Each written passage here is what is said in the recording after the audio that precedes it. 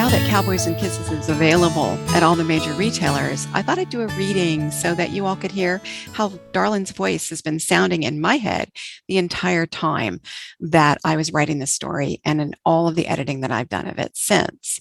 She's a very old soul in a very young body living in 1870s Wyoming. And that town of Longgrass is facing Prairie Fire at the very beginning of chapter 10. I had seen the ocean and high winds and knew the rushing terror of tall waves coming to shore, unstoppable. Prairie fire is like that, but red and crackling like gunfire. At first hint of a distant red glow on the horizon, shouts of alarm had echoed in the streets outside. When Cherry had risen that very morning, in fact, she'd said over a lean breakfast that the hot, sharp wind was fire weather. By this time in October, we might have expected to see the first rains, but a spell of dry heat had culminated in these rising winds. Thunder had swirled in the distance, promising rain, too late to quench the flames. From the rooftop, we girls watched the glow increase until the sky was drenched red as sunset. In the streets, the merchants were loading wares and family hurriedly into wagons, hoping to outrun the sweeping inferno. They would head to the river south of town, Cherry told us, and wait for the fire to run out of fuel. Safety was possible for anyone who could travel that distance faster than a walk. The winds were high, however, and a slow-moving wagon could be easily consumed, as could women on foot without decent boots, carrying their meager possessions on their back. If we got to the river, and Longgrass went up in flames, the nearest town from there was another 6 miles. Spring River was no bigger than Longgrass, and we would not be welcome. Only Cherry might have money to buy some measure of shelter. So, we would take our chances in the town we knew. The fire wasn't the only danger outside. There were carrion, like Loomis, and the decent folk who'd not share any scarce resource, water or space on the road, shade from the sun, or shelter from rain, with the likes of us. They would spend their money for a romp with sweet Angel. When it came to survival, they would sacrifice us all without a thought. Like Jesus' poor, there would always be more whores. I did not care overmuch which of the merchants made it to safety. Had they only gathered their families and left immediately, they would have been safe. Instead, they took goods with them as well and risked being overtaken by the fire once they were on the road. Given the load some of them were tying down, their chances were better staying in town, along with the other unfortunates with no horse to carry them south.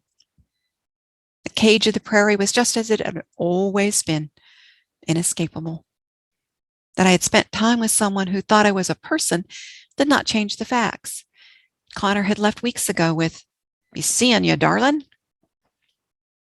The approaching wave of black smoke met the sun and blotted it out so quickly that Greta and Lisbeth, both German girls, declared in unison, "Goy Himmel! It's going to take us all."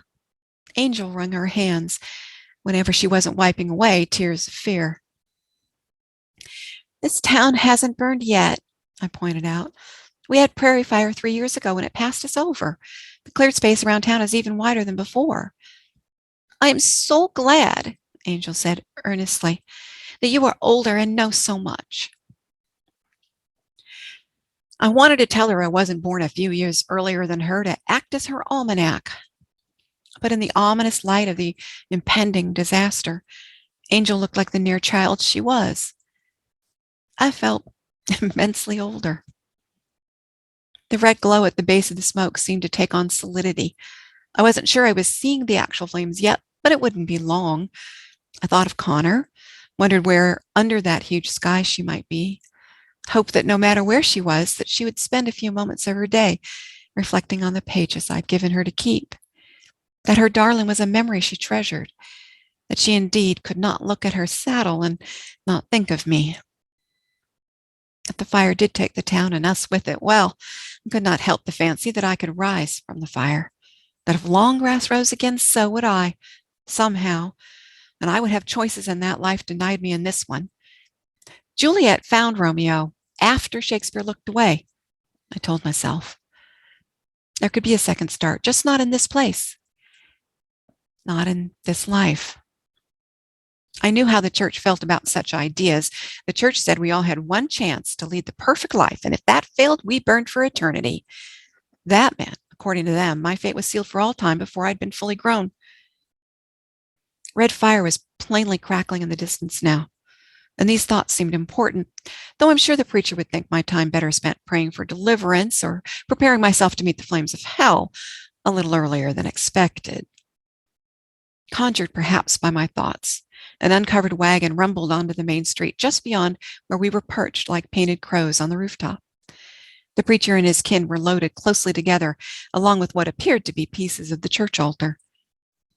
His voice carried as he said, "I've done all I can to save their souls. The Lord will provide the rest." His words were directed at his sister's wife. I thought I saw her hazel eyes blaze with some strong emotion, but it might have been the filtered sunlight. She did say something, however, and her gaze brushed over all of us. The preacher's reply made liberal use of strumpets. Fancying the heat of the fire already on my back, there was no reason to still my tongue. I shouted down Hotspur's declaration, "Doomsday is near. Die all, die merrily." With a look of both horror and fear, he whipped the reins to horses more quickly on their way. The woman with the hazel eyes looked back, just once, and it wasn't too far from the truth to fancy she was looking at me. But what that lingering gaze meant, I could not have said. So that's how Darling talked to me the whole time. She just told me her story, and I wrote it down, and then I kind of edited it a little bit. And hopefully I left out most of the boring parts. Cowboys and Kisses is available everywhere now. I hope that you enjoy it. You can go to your favorite store and just search for Callmaker. There's only one, and everybody agrees that's for the best. Thanks for listening.